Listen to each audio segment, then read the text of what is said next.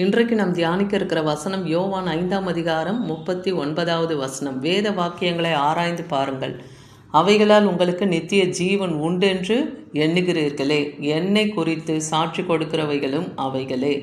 இங்கே ஆண்டவராகிய இயேசு கிறிஸ்து அவரை சூழ்ந்து இருக்கிற ஜனங்களை பார்த்தோம். வேத பாரகர், பரிசேயர், ஆசாரியர் எல்லாருமே அந்த இலையில் இருக்காங்க, அவருடைய சீஷர்களும். அப்போ சொல்கிறாரு, வேத வாக்கியங்கள்லாம் ஆராய்ந்து பாருங்கள், அவைகளால் உங்களுக்கு நித்திய ஜீவன் உண்டு, என்னை குறித்தும் சாட்சி கொடுக்கிறவைகள் அந்த வேத வாக்கியங்கள் என்பதை நீங்கள் பாருங்கன்னு சொல்கிறார். அப்படி இருந்தும் உங்களுக்கு ஜீவன் உண்டாகும்படி என்னிடத்துல உங்களுக்கு வர மனதில்லையேன்னு சொல்கிறார். அப்படி வாசித்து அறிந்தும் நீங்கள் என்னிடத்துல வரமாட்டேன்றீங்களேன்னு சொல்லி வேதனைப்படுறாரு. ஏன்னா ஏசாயா 34:16 பாருங்கள், கர்த்தருடைய புஸ்தகத்திலே வேத வாக்கியங்கள் இவைகளில் ஒன்றும் குறையாது, தேடி வாசியுங்கள், இவைகளில் ஒன்றும் குறையாது. நீங்கள் வேத புஸ்தகத்தில் தேடி வாசிக்கும் போது அவைகளில் ஒன்றும் குறையாது, அவைகளில் ஒன்றும் ஜோடு இல்லாமல் இராது என்று அவருடைய வாய் சொல்லிற்று, அவருடைய ஆவி அவைகளை சேர்க்கும்னே வேத வசனம் சொல்லுது. அப்போ வேத வசனங்களை நம்ம வாசிக்கணும். தேடி வாசிக்கும் போது ஒவ்வொரு வசனத்துக்கும் ஜோடு வசனம் உண்டு. அநேக ஜோடு வசனங்கள், நூற்றுக்கணக்கான ஜோடு வசனங்கள் வேதத்தில் இருக்குது. ஜோடு வசனங்கள்னால் என்னென்னா, உதாரணத்துக்கு மத்தேயு 4:4, லூக்கா 4:4, உபாகமம் 8:3, இது மூன்றும் ஒரே வசனம். மனுஷன் அப்பத்தினால் மாத்திரமல்ல, கர்த்தருடைய வாயிலிருந்து பிறக்கிற ஒவ்வொரு வார்த்தையினாலும் பிழைப்பான்னே எழுதியிருக்கோம். நீங்கள் தேடியே அதை வாசித்து பாருங்கள். அதை போல் அநேக வேத வசனங்கள் ஜோடு வசனங்களாக இருக்குன்னு பார்க்குறோம். அப்போ அதுகளெல்லாம் நீங்கள் ஆராய்ந்து பார்த்து அதில் நித்திய ஜீவன் உண்டு, அதை விசுவாசிங்க.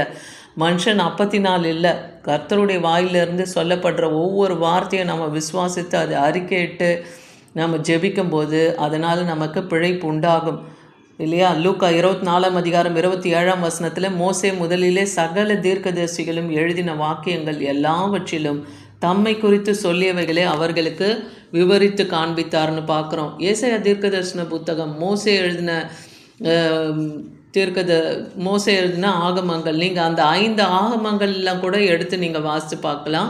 அதே போல் தீர்க்க தரிசன புத்தகங்கள் இருக்குது இல்லையா? எரேமியா, எசேக்கியேல், ஏசாயா, இதுவும் சிறிய தீர்க்க தரிசன புத்தகங்கள்னா இருக்குது. ஆபகூக், ஆகாய், மீகா, யோனா, இதெல்லாம் இருக்கு இல்லையா? நாகம், இதெல்லாம் தீர்க்க தரிசன சிறிய தீர்க்க தரிசன புத்தகங்கள். பெரிய தீர்க்க தரிசன புத்தகங்கள்னு எல்லாமே இருக்குது. அதில் வாசித்து பார்த்தீங்கன்னா ஆண்டவராகிய இயேசு கிறிஸ்து படுகிற பாடுகளை குறித்துலாம் முன் குறித்தே சொல்லப்பட்டிருக்கு. ஏன் தாவீதின் சங்கீதம் எடுத்துக்கொண்டீங்கன்னாலே, தாவீதும் அவர் பேரிலே சீட்டு குளிக்க போடப்பட்டது, அவர் உடையின் பேரிலே சீட்டு குளிக்க போடப்பட்டதுன்னு இருக்கு. அவர் எலும்புகள் ஒன்றும் முறிக்கப்படுவதில்லை என்று வேத வசனம் சொல்லுது. இதெல்லாம் யாரை குறிக்குதுன்னா, ஆண்டவராகிய இயேசு கிறிஸ்து சிலுவையில் மரித்து அவரை அடக்கம் பண்ண எடுக்கும்போது அவர்கள் கால்கள் ஒன்றும் முறிக்கப்படவில்லையா. ஏன்னா உயிர் போக அந்த சிலுவையில் அறையிறது அநேக பாவம் செய்தவங்களை தான் சிலுவையில் அறைவாங்க. ஆண்டவராகிய இயேசு கிறிஸ்துவ சிலுவையில் அறையும் போது 2 பக்கத்தில் இருந்த கல்லர்கள் கூட அவர்கள் கால்கள் முறிக்கப்பட்டது. ஆனால் ஆண்டவராகிய இயேசு கிறிஸ்துவின் கால்கள் முறிக்கப்படலை. அதுதான் தாவீதின் சங்கீதத்திலையும் சொல்லப்படும், அவர் கால்கள் ஒன்றும் முறிக்கப்படுவதில்லை என்று எழுதியிருக்கு. அதே போல் நீங்கள் ஏசாயாவில் 53ஆம் அதிகாரம் 4ஆம் வசனம் எடுத்து வாசித்து பாருங்கள். மெய்யாகவே நம்முடைய பாடுகளை அவர் ஏற்றுக்கொண்டு நம்முடைய துக்கங்களை அவர் சுமந்தார், நாமோ அவர் தேவனால் அடிக்கப்பட்டு வாதிக்கப்பட்டார், சிறுமைப்பட்டார் என்று எண்ணினோம். நம்முடைய மீறுதல்கள் நிமித்தம்தான் அவர் காயப்பட்டார், நம்முடைய அக்கிரமத்தின் நிமித்தம்தான் ஆண்டவராகிய இயேசு கிறிஸ்து நொறுக்கப்பட்டார்.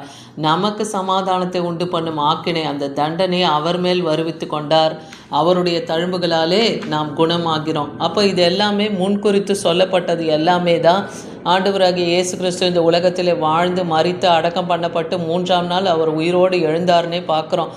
அப்போ மோசேவுடைய நியாயப்பிரமாணத்திலும் தீர்க்க தரிசன ஆகமங்களிலும் சங்கீதத்திலும் ஆண்டவராகிய இயேசு கிறிஸ்துவை குறித்து விவரமாக சொல்லப்பட்டு இருக்குன்னு லூக்கா 24:44 பார்க்குறோம். அந்த விசேஷங்கள்லாம் இவைகளே என்று சொல்லி அவைகளெல்லாம் ஜனங்களுக்கு அவர் விவரித்து சொல்கிறார். அதனால் வேத வாக்கியங்களை அறிந்து கொள்ளும்படி அவர்களுடைய மனதை கர்த்தர் அந்த நாளில் திறந்தார். ஆனால் கிறிஸ்து பாடுபடவும் 3ஆம் நாள் அவர் மரித்தோரிலிருந்து உயிர் தெழுந்திருக்க வேண்டியதே அந்த சத்திய வசனமாக இருந்ததுன்னு பார்க்குறோம். 2 பேதுரு 1ஆம் அதிகாரம் 19-21 பார்க்கும்போது அதிக உறுதியான தீர்க்க தரிசன வசனமும் நமக்கு உண்டு.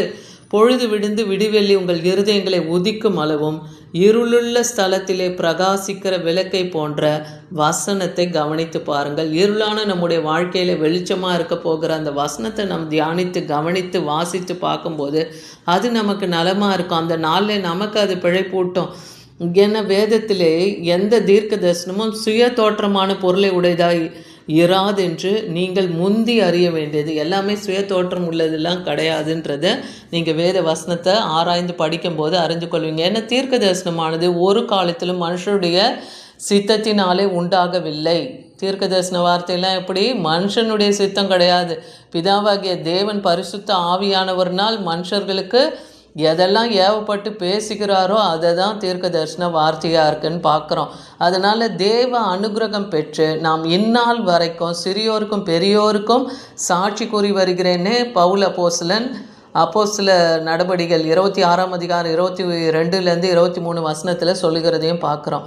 எல்லாருக்கும் சிறியோர் பெரியோருக்கு எல்லாத்துக்குமே அவர் தான் சாட்சி கூறி வருகிறார். ஏன்னா தீர்க்கதரிசிகளும் மோசேயும் முன்னமே சொல்லியிருந்தபடி தான் கிறிஸ்து பாடுபட வேண்டியதென்றும் மரித்தோர்லேருந்து ஒரு உயிரோடு எழுந்திருக்க வேண்டியதும் அவர் தான் உயிர்த்தெழுதலின் முதல்வராக இருக்கிறாராம். சுய ஜனங்களுக்கும் அந்நிய ஜனங்களுக்கும், அதாவது கர்த்தருடைய ஜனமாகிய யூத இஸ்ரவேல் ஜனங்களுக்கும் புறஜாதியாருக்கும் அந்த ஒளியை வெளிப்படுத்துகிறவர் என்றும் சொல்லுகிறேனே அன்றி வேற ஒன்றையும் நான் உங்களுக்கு போதிக்கலையேன்னு சொல்லி பவுல் அப்போஸ்தலன் அந்த நாட்களில் சுவிசேஷம் அறிவிக்கும் போது சொல்கிறத பார்க்குறோம். நீதிமொழிகள் 8:33-34 பார்க்கும்போது நீங்கள் புத்தியை கேட்டு ஞானம் அடைங்க, அதாவது வேத வசனத்தை கேட்டு ஞானம் அடைங்க, அதை விட்டு விலகாதிருங்க.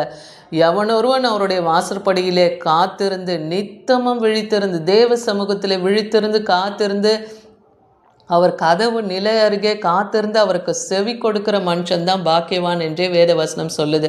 அப்போ கர்த்தருடைய வார்த்தைக்கு நாம் செவி கொடுத்து நடக்கும்போது நாம் நித்திய ஜீவனில் காணப்படுவோம். நமக்கு மரணம் ஏற்படாது. தேவன் நமக்கு பிழை போட்டுவார். நித்தியத்தில் என்றென்றும் அவரோடு கூட நம்ம வாசம் பண்ணுவோம். என்னை கண்டடிக்கிறவன் ஜீவனை கண்டடைகிறான், கர்த்தரிடத்திலே அவன் தயவை பெற்றுக்கொள்கிறான். அப்போ ஆண்டவராகிய இயேசு கிறிஸ்துவை அல்லாமல் நித்திய ஜீவனுக்கு போகிற வழி வேறு ஒன்றும் இல்லை. இயேசு என்னும் அந்த உன்னத நாமத்தை விசுவாசிக்கும் போதும் அவரையும் அவரை அனுப்பின பிதாவையும் விசுவாசிக்கிறது தான் நித்திய ஜீவன். அவர் வார்த்தையை நாம் கை கொண்டு நடப்போமானால் இந்த நித்திய ஜீவனிலே நாம் காணப்படுவோம். மத்திய 22ஆம் அதிகாரம் 29 வசனத்திலையும் பார்க்குறோம். இயேசு அவர்களுக்கு பிரதியுத்தரமாக வேத வாக்கியங்களையும் தேவனுடைய வல்லமையும் அறியாமல் தப்பான எண்ணம் கொள்ளுகிறீர்கள்னு. ஏன்னா இந்த காரியத்தில் ஒரு சம்பவம் சொல்லப்படும். ஒரு ஸ்திரீ இருக்கிறா. அவளுக்கு முதல்ல ஒரு புருஷன் திருமணம் செய்து வைக்கப்படுது.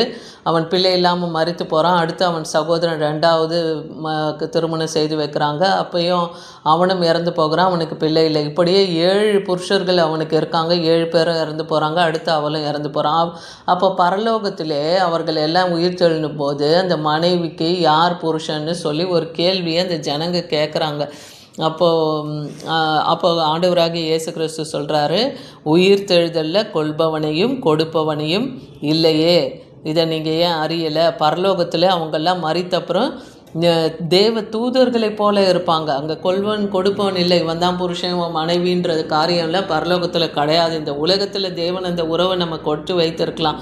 ஆனால் நம்ம மரித்த பிறகு தேவ தூதர்களை போல அங்கே மாறிடுவோன்னு சொல்கிறார். 1 பேதுரு 1ஆம் அதிகாரம் 10-11 வசனத்தில் பாருங்கள். உங்களுக்கு உண்டான கிருபையை குறித்து தீர்க்க தரிசனம் சொன்ன தீர்க்கதரிசிகள் இந்த ரட்சிப்பை குறித்து கருத்தாய் ஆராய்ந்து பரிசோதனை பண்ணினார்கள். அப்போ அந்த நாட்களில் தேவன் கொடுத்த கிருபையினாலே தீர்க்க தரிசனம் சொன்ன தீர்க்கதரிசிகள் எல்லாம் ரட்சிப்பை குறித்து தான் பரிசோதனை பண்ணி நமக்கெல்லாம் அது சொல்லியிருக்கிறாங்க. ஆனால் தங்களில் உள்ள கிறிஸ்துவின் ஆவியானவர் கிறிஸ்துவுக்கு உண்டாகும் பாடுகளையும் அவைகளுக்கு பின்வரும் மகிமையும் முன் அறிவித்த போது இன்ன காலத்தை குறித்தார் என்பதை அந்த காலத்தின் விசேஷம் இன்னதென்று ஆராய்ந்தார்கள்னு பார்க்குறோம். அதாவது ஆண்டவராகிய இயேசு கிறிஸ்துவின் ஆவியானவர் அவர் பாடுபடவும் அவர் மகிமை அடைகிறத குறித்தும் இல்லையா, அதெல்லாம் தான் சுவிசேஷமாக அறிவிக்கப்படுது. அவர் மகிமை அடைந்தார். பிதாவாகிய தேவனால் அவர் 3ஆம் நாள் வலக்கரத்தினாலே பரிசுத்த ஆவியின் வல்லமையினாலும் கை தூக்கி எழுப்பப்பட்டார்னு பார்க்குறோம். இன்றைக்கும் அவர் ஜீவனுள்ள தேவனாய் பிதாவாகிய தேவனுடைய வலது பாரத்திலே வீற்றிருக்கிறார். அந்த நித்திய ஜீவனில் அவர் இருக்கிறார். தான் அவரை விசுவாசிக்கும் போது நாமும் நித்திய ஜீவனை அடைவோம். அதனால தான் இன்றைக்கி வசனம் சொல்லுது, வேத வாக்கியங்கள் எல்லாம் ஆராய்ந்து பாருங்கள், அதில் நித்திய ஜீவன் உண்டு என்று விசுவாசியுங்கள். ஆமீன்.